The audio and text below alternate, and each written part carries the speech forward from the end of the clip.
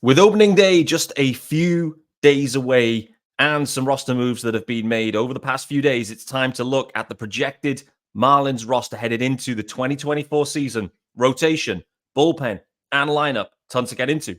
This is Locked On Marlins. You are Locked On Marlins, your daily podcast on the Miami Marlins. Part of the Locked On Podcast Network, your team every day.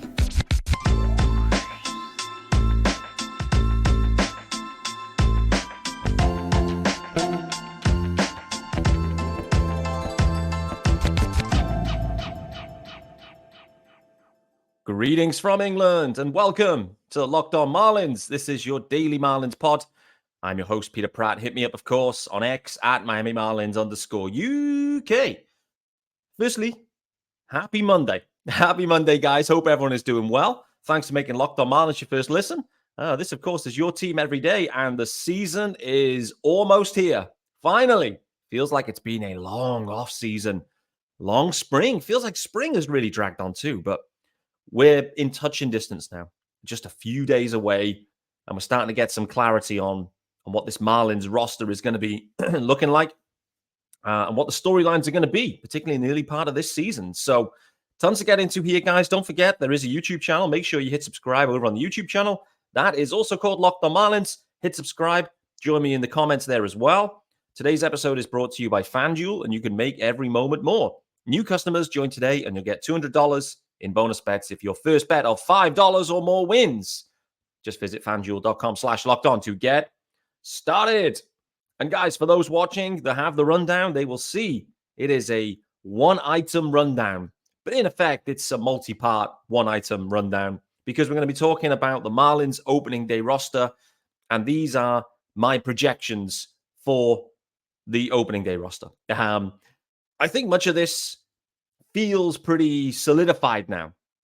It feels like we know a lot, but I do believe there's a couple of bubbles, a couple of roster bubbles that need to be worked through. So we're going to talk about those. So let's start with the big news over the weekends, and that's linked to the rotation. We had a media day from Skip Schumacher. He spoke and talked about what the rotation was looking like. It was basically 4 lefties and then a TBD for the 5 spot.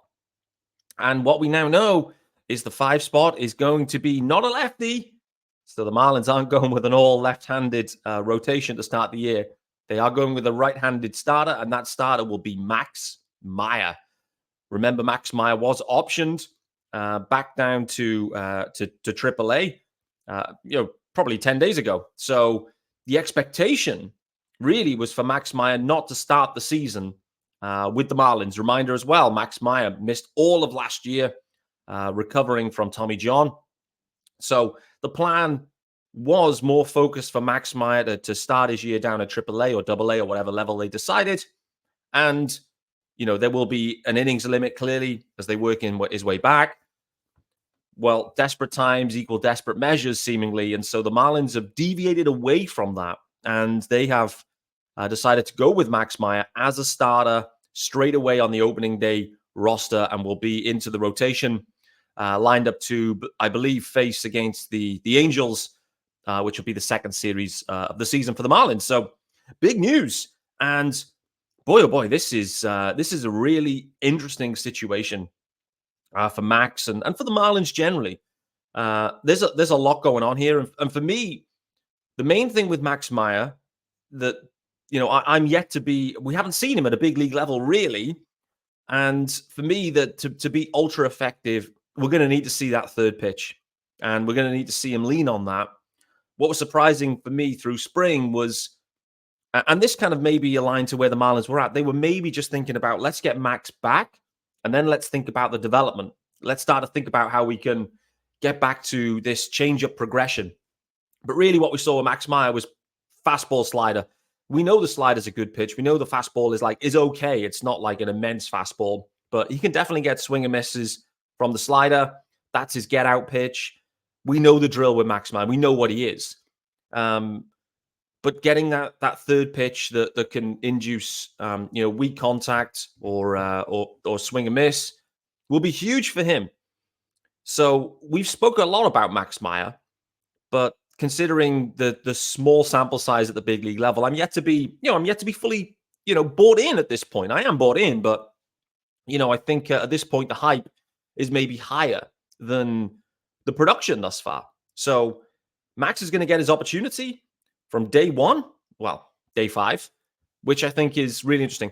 The other wrinkle to this too, and this is the encouraging part for me too as a Marlins fan, is they made a decision. They optioned Max to AAA. Things have changed. And instead of maybe going with, probably, I don't know if the safer route is the right way of describing it, but I could absolutely see them going down a route where they left Max in AAA. And next thing is you've got like Devin Smeltzer getting the ball, or Chirinos getting the ball, or going for a bullpen game, and trying to kind of manage it through in some sort of ways. Like I was worried that would be the situation here, which is probably unfair because, really, it may have been Brian Hoeing that was starting games, maybe a touch unfair. But for me, I'm encouraged that they've decided to effectively get one of their top prospects up into the rotation now and let him roll. Why not? Interested to see how they manage him and what the kind of pitch count and pitch limit are going to be like in game. But fundamentally, we're going to get our eyes on Max Meyer at the big league level straight away. Pressure's going to be on. Pressure's going to be on the whole of the rotation, to be honest with you. Clearly, there's a lot of injuries at this point. So, it's testing the depth. But just to kind of go to the opening day roster projections, why we're starting with the starting pitching, we know the 5 now. We have the 5. And that is Jesus Luzardo getting the ball in game 1, opening day. 4 lefties. So you got Luzardo. You have AJ Puck, who's transitioning to a starter, will start his first ever game at the big league level. Let's not forget that. So he'll be getting the ball in that first series against the Pirates. You then have Ryan Weathers and Trevor Rogers as the 1 to 4. Then Max Meyer in the 5 spot potentially. So it's an upside rotation, no doubt about it. And considering the depth or the number of injuries the Marlins are facing into right now, Sandy, Yuri, Brax, and Eddie Cabrera, the fact that the rotation still looks like this is, well, it's encouraging. And also it makes you realize that you have to be thankful that they didn't make a move for Jesus Luzardo. They were thinking about moving him to go and get a stick. You don't have Jesus Luzardo at the top of this rotation right now, then boy, oh boy, things would be even more dire than potentially could be. I'm on the optimistic side with this rotation, to be honest with you. I feel like there's guys in here that if they pitch well can get outs and can go pretty deep into games, which is what we're looking for. I'm very intrigued to see what AJ Puck can be. I'm intrigued to see can Ryan Weathers actually carry through this spring performances and actually against full lineups with the pressure on, can he deliver? I'm very interested to see Max Meyer just generally. Can he get outs and can he go deep into games? And will he rely on anything else apart from his slider to do that? It's really interesting, to be honest with you. So that's the rotation. That's how we're shaping up. We're going to hit the ad, and then we're going to talk about the offense and where we're likely to be there. I feel like we already know the situation, but nevertheless, we're going to talk about it. But before we do that, this episode is brought to you by our good friends over at FanDuel, of course. So we get the graphics fired up. Yes, producer, you fire it up. Good lads. And you can say goodbye to busted brackets because FanDuel lets you bet on every game of the tourney. Whether you're betting on a big upset or a 1 seed, it's time to go dancing on America's #1 sportsbook. Right now, new customers get $200 in bonus bets if your first $5 bet wins. That's $200 to use on point spreads, money lines. You can even pick who's going to win it all, baby. So just visit FanDuel.com/lockedon and bet on college hoops until they cut down the nets. There we go. Welcome back to Locked On Marlins. Monday, the 25th of March. You're here with me, Peter Pratt, and we are talking Marlins opening day roster projections. So it's time to talk about the offense. And it's been an area of a lot of discussion in many ways. But in terms of the guys that are going to make the roster, I feel like this is nailed on.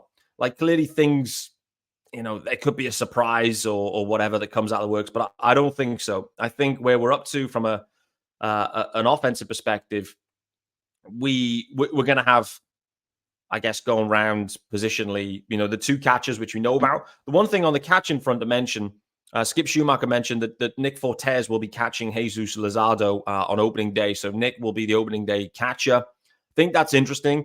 For me, defensively, Fortes, impressive. Struggles to control the running game. The offense definitely took a step back last year for Nick Fortes. So, I think it's a confidence boost for him. He caught all of Luzardo last year, I think. So, he knows him. I think with Bethancourt, I think in particular where you've maybe got, a very active running game potentially, then that's going to be the time to deploy Christian Bethancourt. But Fortes and Bethancourt will be your guys catching. At first base, Josh Bell. There is no backup first baseman, specific first baseman on the roster. In the news in that area, obviously, Troy Johnston has been optioned. He isn't on the 40-man. Troy Johnston won't be making the roster. Had a good spring, though. And, interested to see when he gets his opportunity. And frankly, Troy Johnston's opportunity isn't far away. So we'll wait and see. Also in news in that area, Trey Mancini is no longer with the Marlins. So he was informed that he wasn't making the roster, the opening day roster, and has elected free agency at that point. So Trey Mancini back into free agency. Didn't have a great spring, started slowly, came around a touch, but it looked pretty obvious pretty early on that, maybe Trey Mancini, not the guy he maybe once was. I don't know. We wish him well. Everyone speaks super highly of Trey Mancini, obviously, but there wasn't a space for him on this roster. It's interesting that Garrett Cooper, clearly our man Craig Mish is following him very closely, as is my man Sean Barrett. Those guys, big Cooper stands, and Coop's going to make the roster for the Cubs. Coop looks to be on fire this spring as well, and also looks to be, a first baseman that it was absolutely in the Marlins price range. Going back to that situation, I think the Marlins at that point made a move for Mancini before they maybe anticipated how the rest of the offseason and free agency would play out, because really the Cubs end up getting an absolute steal, getting Coop in for league minimum, whatever it may be. The Marlins had already kind of like nailed their colors to the mast there with the Mancini move. That one didn't pan out. And if it did work out, it would have been league minimum for Trey Mancini. Man, we had an emergency podcast for Trey Mancini and that minor league signing. That's how bleak it was in this offseason at times, no doubt. But yeah, the interesting part here from a roster construction perspective, as we look at this opening day roster, is you think back to last year, you think back to every year that I can remember anyway, you've had two first basemen where, Jesus Aguilar, Garrett Cooper were the guys. Then last year, you had Coop and Yuli. Coop was moved. In came Josh Bell. So there's always been two first basemen. The Marlins effectively going with just one first baseman on this roster because, well, they can't fit anyone else on because of some of the other constraints they've got linked to either guys that have zero options or have to play or that they don't want to cut. Anyway, that's the situation at first base. Who becomes the backup first baseman? Well, we saw Luis Arias play there last year. We've also seen Jake Berger play a little bit there at times this year. Interested to see how that goes. Frankly, for me, if I look at it, there's no reason why, you look at Arias at second, and there's guys that can absolutely replace Arias at second, no doubt.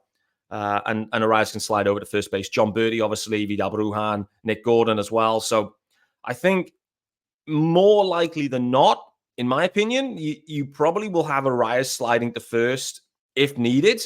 I know Berger's taken some reps there, but yeah, we'll see how that one plays out. What Craig Mish is talking about and has, put out there a few times this year is maybe Birdie will spend more time at third, thus kind of pushing Berger either to the DH spot or to first base. So I think it's an interesting mix. Nevertheless, that's the first base role. Josh Bell, the only specific first baseman.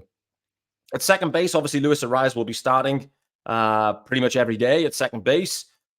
You then have at shortstop, Tim Anderson will be starting pretty much every day at shortstop. The offense and the stick looks to come alive of late anyway, the back end of spring with a 4-hit day. The cycle was on, but couldn't get the home run to complete the cycle. At third base, like I've already mentioned, Jake Berger, he impressed for the Marlins, I'd say, both offensively and defensively. We'll wait to see. Like I mentioned, John Birdie could be into that role as well, and they could be kind of spotting time. We'll see on that. In the outfield, you've got Jazz Chisholm Jr. obviously playing center field. Everyday center fielder there. You've then got corner outfield options. Jesus Sanchez will start against every righty, should not start against any lefties. Avisail Garcia, in my opinion, should be the obvious platoon bat for when Jesus Sanchez isn't allowed to take any at-bats against a lefty. So Avi will make this roster at this point. Brian De La Cruz looks to be. And then you think about the bench. You then have Birdie, I've already mentioned. Nick Gordon, who's had a real nice spring as well. And subject to any IL requirement, Vidal Brujan would be the other guy. So running this down, you've got projected starters of Reyes, Bell, Berger, Jazz, Tim Anderson, Jesus Sanchez, Avisail Garcia, Brian De La Cruz, and Nick Fortes. You then have Bethancourt as the backup catcher. And on the bench, or rotating around, you've got Birdie, Brujan, and Gordon. The interesting bit with Brujan is obviously he's dealt with this kind of shoulder issue. Xavier Edwards equally has been dealing with some stuff all through spring as well. So, if Brujan isn't able to make the roster and needs a little IL stint, then I think that is interesting. And I'm interested to see which way the Marlins would go with that, if indeed that was the eventuality. Jonah Bride is on the 40-man and has already been optioned. Jacob Amaya in the same situation. You then have Dane Myers and Victor Mesa Jr. as well that have already been optioned. So those guys are guys that are on the roster that could easily be promoted. Clearly, as I mentioned, you've got Troy Johnston that isn't on the roster. But like I mentioned, there is definitely a question mark over first base and the depth at first base.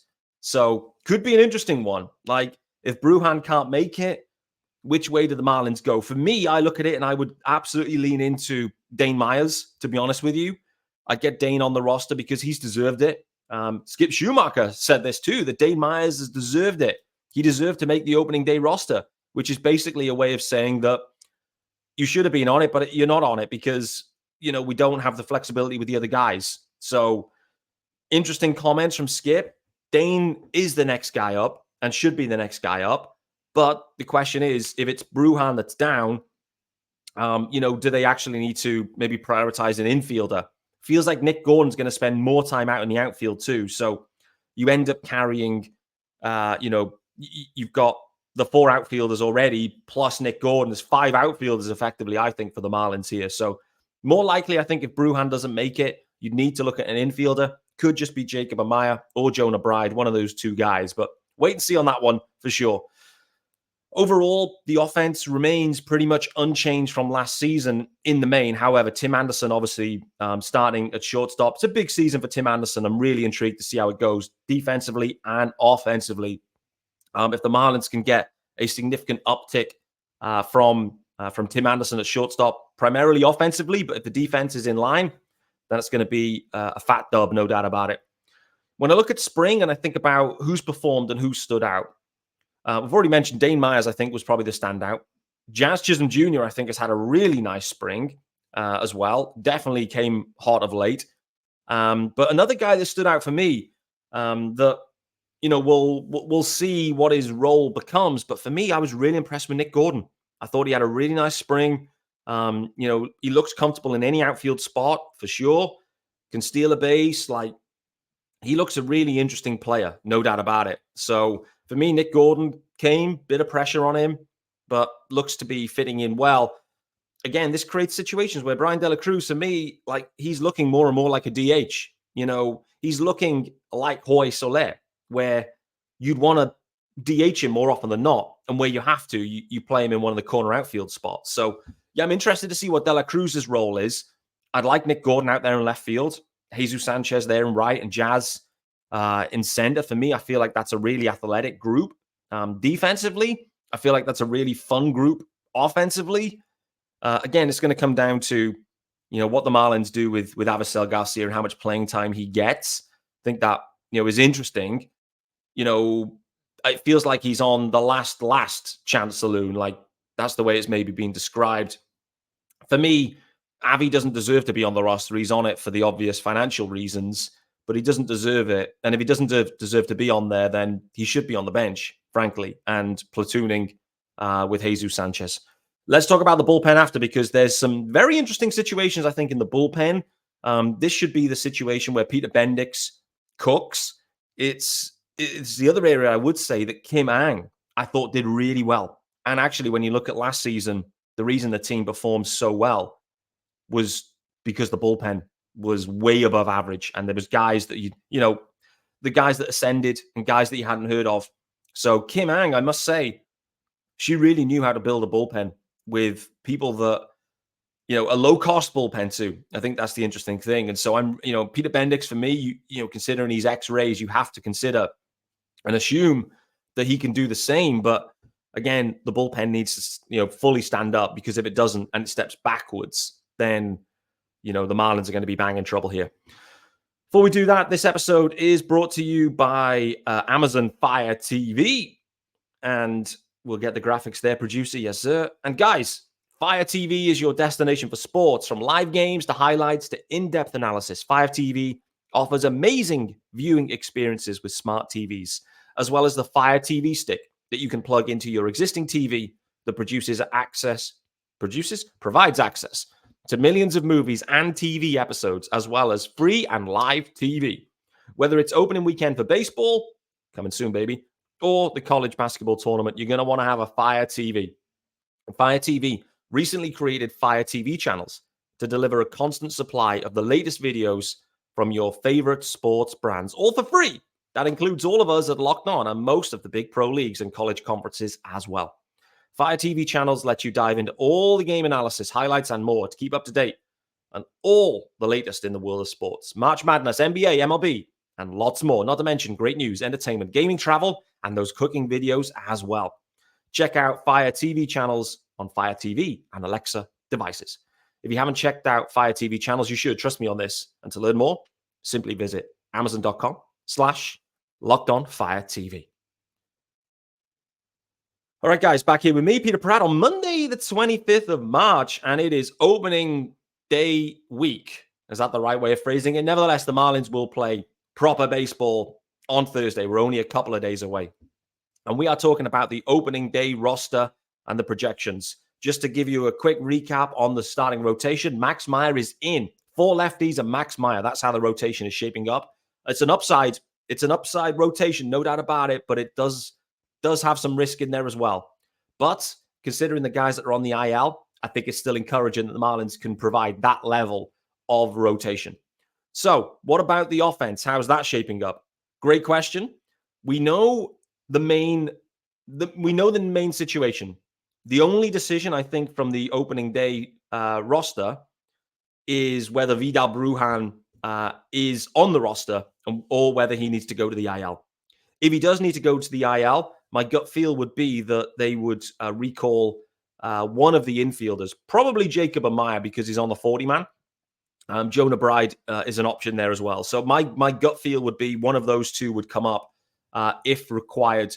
The Marlins effectively right now are already carrying 5 outfielders. So as much as Dane Myers deserves to be up, I just struggle to see the ability to carry 6 outfielders. I know Nick Gordon can slide into the infield as well. So we'll wait and see. It could be the way they go. I think, listen, Dane should be on the roster. And it's just about trying to piece it all together here. Let's talk about the bullpen, because the bullpen does have some question marks around it. As I've already mentioned, last season, the bullpen was a huge strength for the Marlins. Huge, huge strength. And I know we're talking about the rotation with the left-handedness and how lefty heavy it is right now. Well, last season, it was the bullpen that was in that situation. And it worked. Tanner Scott emerged. Andrew Nardi emerged. AJ Puk was great for the first half, then kind of lost his way a little bit. But he's looking like a starter right now. And then obviously Stephen O'Kurt, great until he fell off a cliff. Now traded for Nick Gordon. Stunning trade, in my opinion, that one. So it was ultra lefty heavy last season in the bullpen. And it was just, well, the only word we've used constantly is nails. It was a nails pen. And for the Marlins to be good in 24, the pen has to be nails again. As with bullpens, they typically, there's a degree of fluctuation in terms of the names that are in there, the faces that are in there, and the performances you get out of them. Look at Tanner Scott. In 2022, you wouldn't trust him. In 23, best reliever in the game. That's the level of fluctuation you can see. We'll wait to see what type of Tanner Scott we get in 24. It's been not the best spring, it's fair to say, for Tanner, but has improved. I mean, it was hard not to improve, but he has improved. Anyway, let's talk about what we know from a bullpen perspective, and then we'll work it out. So there's 8 spots available. Let's start there. The absolute nailed-on dudes that we already know about, well, Tanner Scott and Andrew Nardi are 2 of them. Those guys, without doubt, are in the pen. We also know, and this is probably the biggest surprise of spring in general, but we also know that Sixto Sanchez has made the team. So Sixto's in. So that's 3 spots that we 100% know about and that they're locked down from a bullpen perspective. The other names that I think are in the should be locked in, locked on, inked in, however you want to phrase it. We're into locked on bullpens here. For me, and this has flown under the radar a touch, but Anthony Bender should be, he's back, obviously missed all of last year. But Anthony Bender actually had a really nice spring. Quietly, though, I'd say. Ends up having 8 innings of work for Anthony Bender. And he gave up, I think, a single earned run in that spell. So he ends up with an ERA of 1.13. He also struck out 9 in his 8 innings. So Anthony Bender, he hasn't been the biggest story this spring because there's been so much going on with the pitching. But really, getting Anthony Bender back, a guy, let's not forget, was the opening day closer for the Marlins in 2022. So he's handled high leverage. We've seen him. It didn't quite work in that ultra high leverage spot, but nevertheless, having a righty back into the pen that has the swing and miss stuff that Anthony Bender has, I think is a huge boost. So for me, Bender, he's going to make this team, rightly so. And we hope to see him return back to full form because what a story he has been. So that's Scott, Nardi, Bender, and Sixto. 4 more spots left. There's 2 guys that I think absolutely deserve it and should be into the bullpen. One of them may have ended up in the rotation if they had gone a different direction with Max Meyer. But those 2 guys, they pitched plenty of innings last season, and they've both had nice springs as well. Those guys are Brian Hoeing and George Soriano. Soriano's thrown 9 2/3 and has a whip of 0.41. 0.41 whip. He has a 0 ERA. It has been almost perfection from George Soriano. Almost 10 innings of work, just give up 3 hits and 1 walk with 10 Ks. Absolutely stunning from George Soriano. Brian Hoeing, to be honest, isn't a million miles behind that. Just under 11 innings of work. He did give up 9 hits and 2 earned runs, but ends up with a 1.69 ERA for spring with a 1.31 whip. So, and 11 Ks as well for Brian Hoeing. So really impressive body of work. Again, these are the guys that are going to be needed to give that multi-inning, outing. Multi-inning outings from Hoeing, from Soriano. They've shown they can do it and can handle it. And frankly, with the way this rotation is set up, and the way they're going to have to be managing innings as best they can and pitch counts, you name it. Like, there is no Sandy now. There is no way you can just roll Sandy out there and he can go 110 and the bullpen has a day off. Basically, there are no days off for the pen now. And so it's going to be a lot of pressure on this pen. But Soriano, Hoeing, they've absolutely earned their spots. So that's 6 guys, in my opinion, that are nailed on. Scott, Nardi, Bender, Soriano, Sixto, and Brian Hoeing. That leaves 2 spots available. And, well, they could go in a few directions. What I would say is this links to who isn't available. JT Chargois looks to be starting the season on the IL. So Chargois would have made this roster, but isn't. Josh Simpson, who I think had a really good chance of making this roster at the start of spring, he also is dealing with some, I believe, elbow issues, some nerve issues, I believe. So Josh Simpson, will start on the IL as well. So, a couple of guys there that would have made this roster that aren't, opens up the door for 2 other guys to get in. So who could these 2 guys be? Well, there's a few that are on the 40-man. So we've got Anthony Maldonado. We've got Declan Cronin. We've got, there's a few NRIs as well, but Rodri Munoz is in there. We got Darren McCorgan, however you pronounce his name, I don't even know. Huascar Brazaban, let's not forget Braz, who is still dealing with visa issues. And then Calvin Faucher.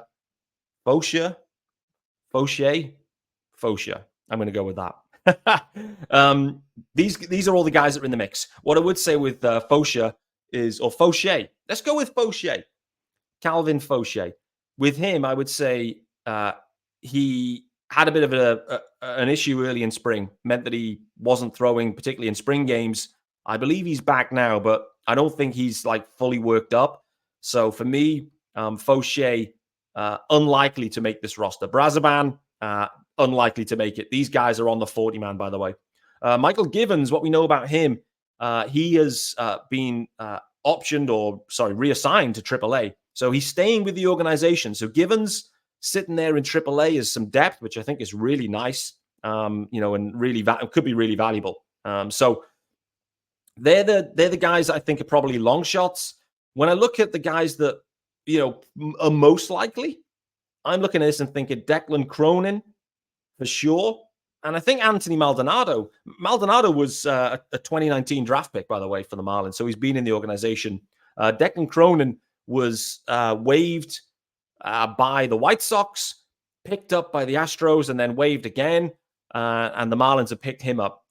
When you look at Declan Cronin from his spring performances, it's been pretty impressive, to be honest with you, of Cronin. So, I think he's done enough.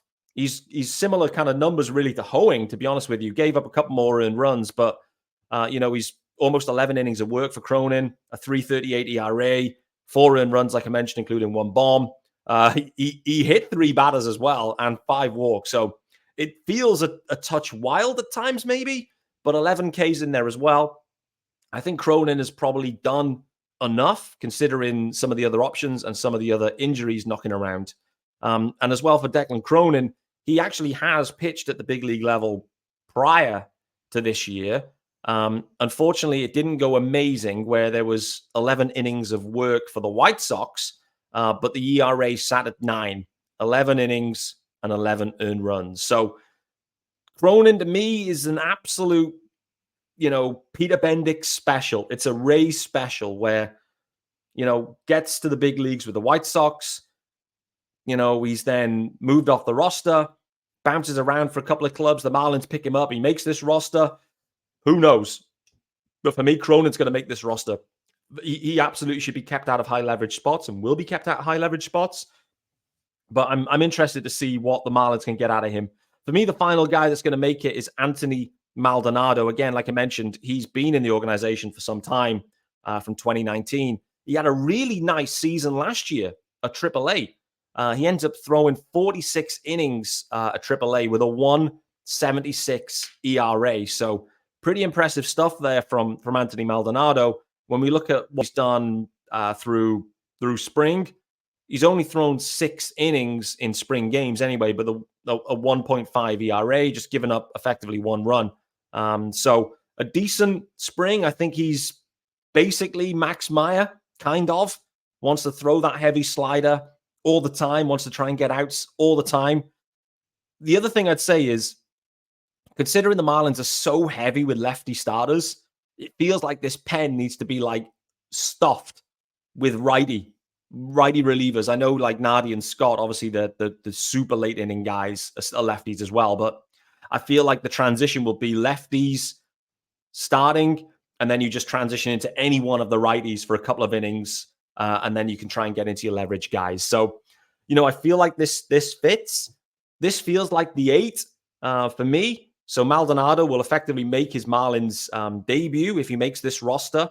Yes, it feels like, it's a young pen. There's a lot of risk in this pen because, like I mentioned, you got Tanner Scott, Andrew Nardi, they're known entities. Anthony Bender as well, a known entity, but on the comeback trail. Similar situation to Max Meyer, really.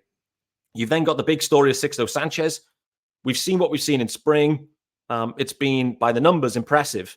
The question is does it translate to the full game situation? George Soriano and Brian Hoeing did nothing wrong last year and should absolutely be in this pen. Then the question comes of like, who are the next two up with Chargois and Simpson down? And obviously Max Meyer, Park in the rotation.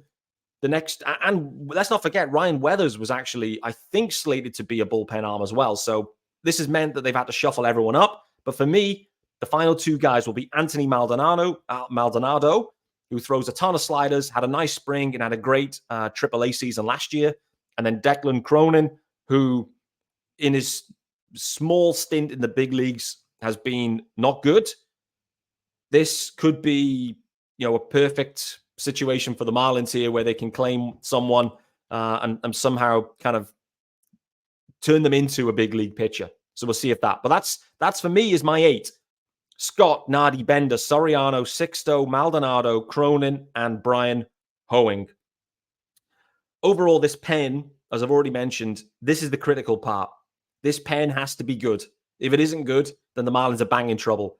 The rotation generally is young, inexperienced, dinged up, innings limits, pitch counts, you name it. There's basically only Jesus Luzardo that at this point is on full go. Brax is going to work his way back, but he'll be managed. Cabrera, the same. Yuri, the same. This year is all about the pen. They're going to need so much work out of this pen. And for me, it wouldn't stun me if in the next few days, we see more and more moves where the Marlins keep trying to get guys and add them into their minor league system, add them into AAA, whatever it might be. It feels like the number of arms that the Marlins are going to need this year is going to be really high. And like I mentioned, the success of this team comes down to how good is the pen. The rotation will be fun. The offense could be fun. It definitely could be fun. And it's going to boil down to, is Jazz healthy for most of the season? What can you get out of Tim Anderson, basically? And then can the other guys keep their levels at the level that you need them to? So overall, there you go. That's my 26, man. Few decisions to be made. What happens with Bruhan? What happens with these final two bullpen spots? The rotation we know about. The Marlins are dealing with issues all over the show, really. Rotations dinged. It impacts the bullpen, which then, is not as deep or as strong as it could be. And from an offensive perspective, the Avisail Garcia contract continues to hinder the flexibility that this roster has. But Avi could play a role, and I feel like the other flexibility guys like Nick Gordon, John Birdie, gives them a way to mix and match to squeeze some runs out. I'm really interested to see, do the Marlins run at all this year? Like, are they going to be full gasolina on the bases? I'm really interested. Last year they didn't. The profile of these guys, it looks like they could improve the running game, but in spring it hasn't been all systems go either. I get that. It feels like stolen bases seem to be like one of the biggest root causes of injuries. So that doesn't surprise me. But, even so, I feel like, getting back to manufacturing runs through good base running and stealing is going to be vital to this team. Thanks for making Locked On Marlins your first listen, guys. I'm going to be back, well, of course, every day this week as we build up to the Marlins opening day game on Thursday against the Pirates. There is going to be a crossover pod with myself and the Locked On Pirates host as well, Ethan. So I'm looking forward to that one. And as well, we'll be looking at, the big storylines and some of the Peter Pratt projections for 2024. They could be spicy. Well, they will be. But stay tuned for that one later this week too. See you then, guys.